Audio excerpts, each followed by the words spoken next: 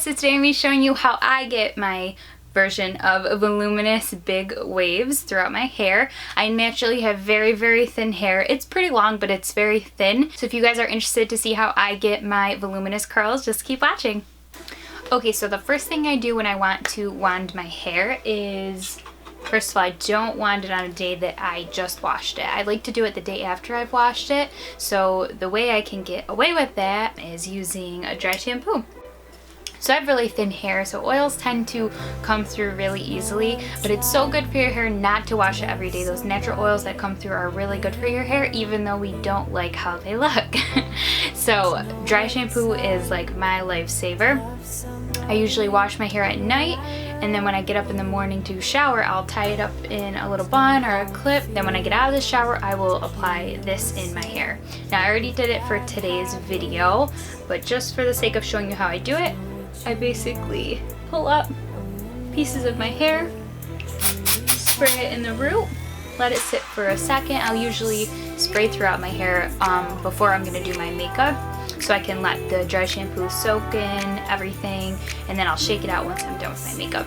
So I'll usually let that sit in the root for a little bit and just shake it. So there's a lot of different types of dry shampoo on the market. My favorite is the Batista one though. They sell this at Walgreens and most drugstores, but my mom always seems to find it at TJ Maxx and Marshall's. But I love this. This is like key to curling your hair in order to get your hair from first wash to day 2 hair. I prefer to curl my hair with a wand. I mentioned this in my February favorites video. So what I do to get my voluminous curls is I'll split my hair. Now some people, if you have a lot of hair, you might even want to take this whole top part off and clip it up. I like to part my hair the way that I want it to fall once it's curled. Also, another way I like to get my hair to look as thick as I can is grabbing big pieces. So I always start from the back and work my way to the front. So you can see I'm grabbing a really thick piece right here. I might even let a little bit out because it is pretty big. So I'll grab my wand like this, and I'll place it in the back, and I like my curls to go away from my face. So then I'll wrap my hair around the wand like so. And then I leave, I don't know if you can see, I leave a little bit of hair out right there.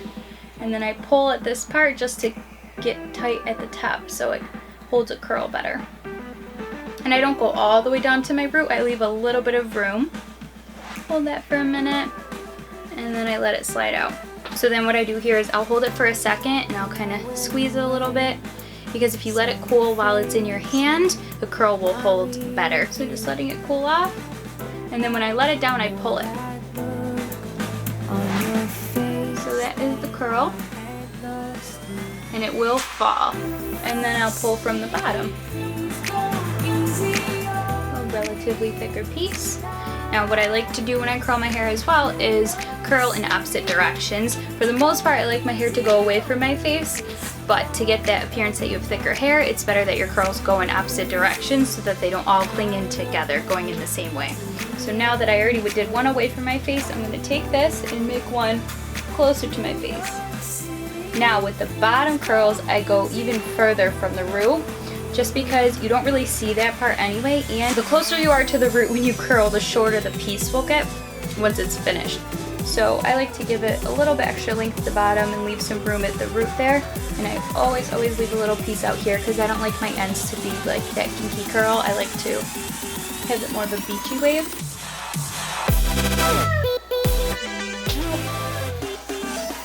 Pull it a little bit. So you can see it doesn't really have anything going on up here. It's more towards the bottom, which is what you'll see for the most part. The top layer of my hair will cover that part. I'll pull from this side. Really, it's just getting comfortable with your hair to find out what works best for you. So again, I'll pull my curling iron behind it to make a wave going away from my face. Hold it for a little bit. Drop it in my hand. Let it cool off. And then pull it a little bit.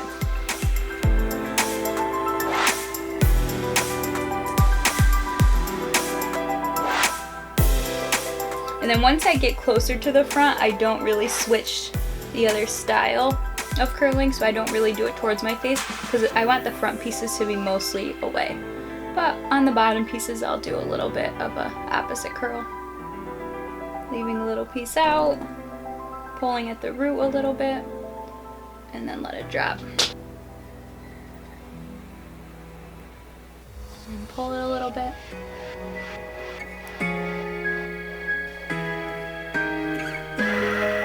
And the thinner pieces, you don't want to hold it as long because it curls quicker. So that one I really just hold for a few seconds and then I'll let it go. Okay, and I'll take this piece. And also you might notice that I take my iron and I point it to the back of my head, just so the curls fall in that direction more.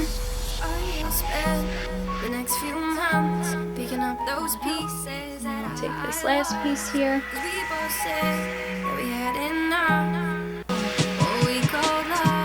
So we have one side done. I don't spray it right now. I do like to let it fall a little bit more. I'll show you how I sprayed my hair at the very end actually. So since you already saw me do this side of my face, I'm gonna go ahead and speed through this side because it's basically the exact same thing. So I'll be right back. I'm gonna speed through all this and then I'll show you how I finish everything up.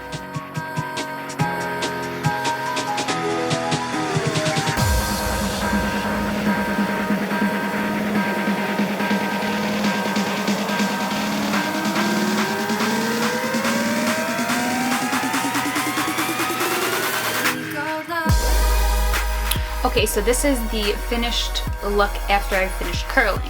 If you like how your hair looks once you're done curling it, then you don't have to do this next step. But for my girls with thin hair, you will love this, I promise you.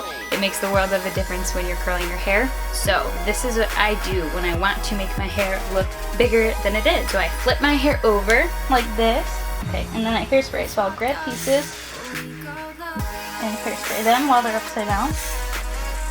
And I let them fall like this. And I'll go underneath.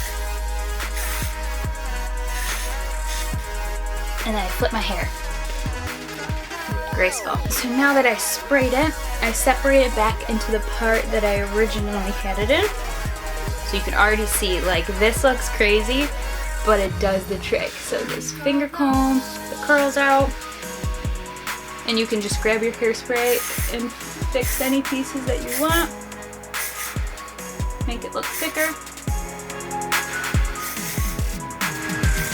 And some people may want to separate their curls a little more. I don't really do this step all the time. And it's almost like a tease for your curl.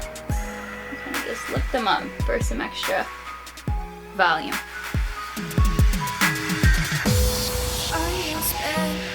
And that's pretty much how I do it. It's really not that hard. Once you get used to wanding, the rest is easy. I mean, my technique is pretty much you flip your head over and hairspray your hair and also curl your hair in different directions. Don't curl too tight to your root. So you can see my hair swoops here. It's not like a tight curl. I like it like this. If you don't curl to the root, do whatever you like, whatever looks best on you, whatever suits you best, go ahead and do it. Everyone has a different style and everyone has a different way of doing things. This is just my way that I like to do it, and hopefully someone will take some tips from this and hopefully it'll help someone. Alright, so that is how I get my voluminous curls. I hope you guys enjoyed the video and I hope someone is able to take some of my tips and have it work for them as it does for me. If you guys like what you saw, give this video a thumbs up at the bottom and hopefully you'll subscribe to my channel to see what else I have coming. Thank you so much.